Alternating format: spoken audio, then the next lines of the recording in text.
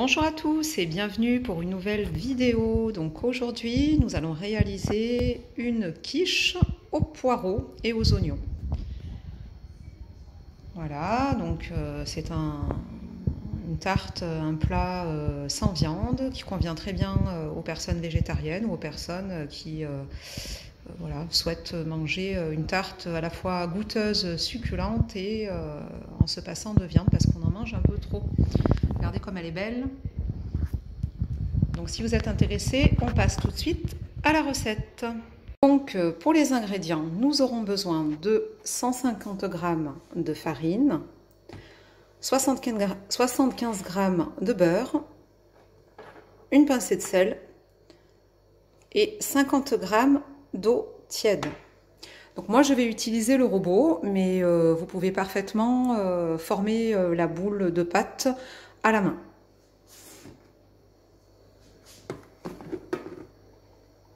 On met la farine.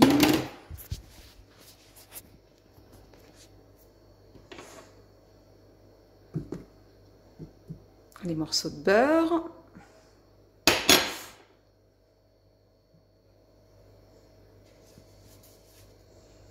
Le sel. Et l'eau. Une fois tous les ingrédients réunis dans l'appareil, nous allons, pendant 1 minute, malaxer.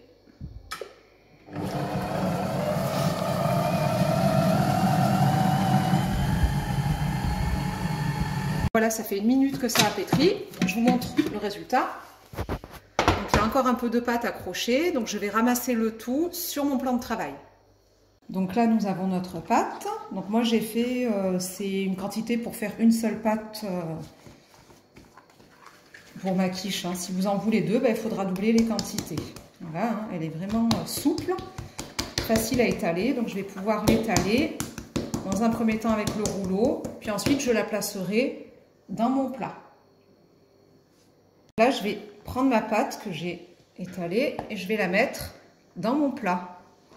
Donc c'est un plat que j'ai un peu beurré pour faciliter le montage de ma pâte, enfin le dressage plutôt là, et les bords qu'on va monter. Donc voilà, n'hésitez pas, il faut y aller franco, on fait bien remonter les bords, on a besoin d'avoir des bords hauts,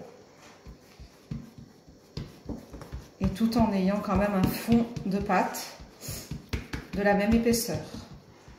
Donc on obtient ce résultat-là. J'ai piqué le fond de ma pâte et elle va aller se reposer au frigo le temps de préparer la garniture. Pour la garniture, on aura besoin d'une gousse d'ail, d'un oignon rouge, d'un oignon jaune et d'un poireau. Donc si vous avez que des oignons jaunes, ça fera très bien l'affaire, que des oignons rouges, ça fera également très bien l'affaire. Donc nous passons à la cuisson de la garniture. Donc moi je me suis pas pris la tête, j'ai tout coupé, les oignons, le poireau, j'ai râpé l'ail, j'ai tout mis ensemble et on va tout faire cuire ensemble à l'intérieur de notre poêle. Voilà, on va attendre que l'huile chauffe et ensuite on lancera la cuisson.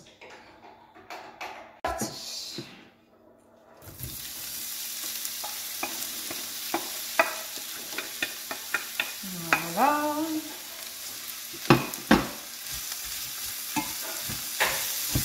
Ça fait de jolies couleurs en plus.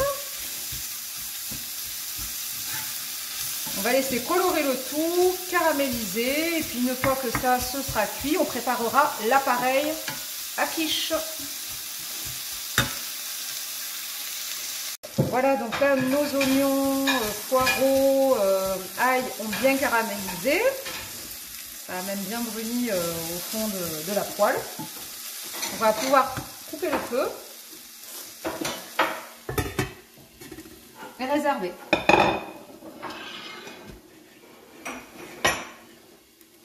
Donc pour la préparation de l'appareil,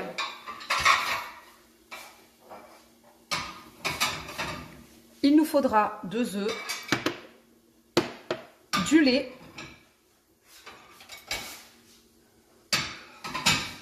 et de la crème fraîche.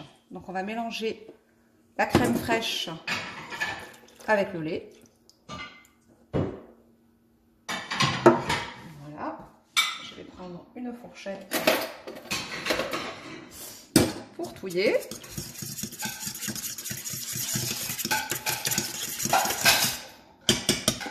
On voit bien là. On va y mettre 2 œufs. Après, vous pouvez en mettre 3. Moi, j'abuse pas au niveau des œufs. Voilà.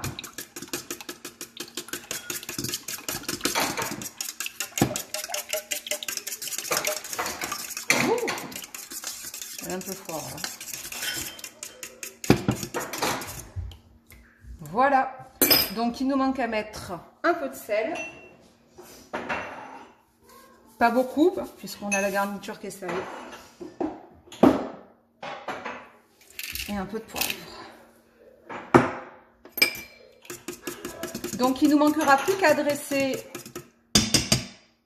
cet appareil qu'on va mélanger avec nos oignons, poireaux et autres, et à mettre dans la pâte.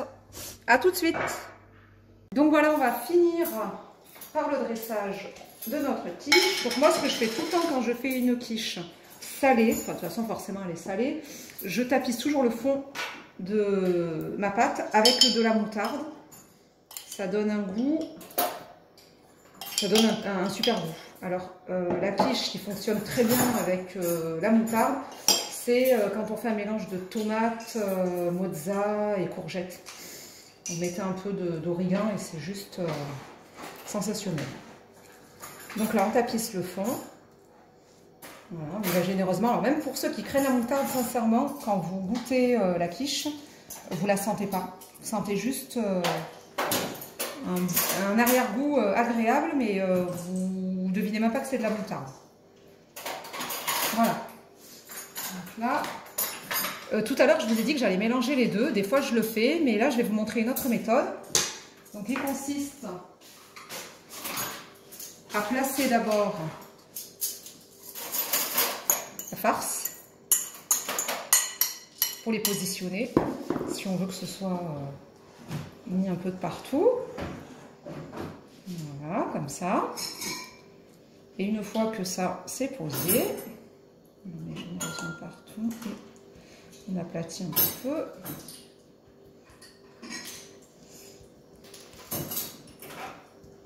Voilà. Et là, on vient mettre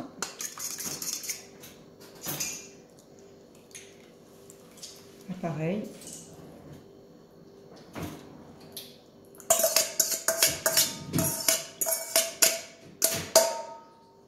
La quiche.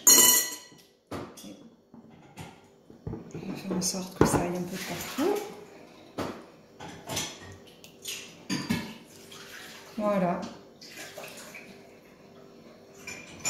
Donc on termine avec le fromage râpé.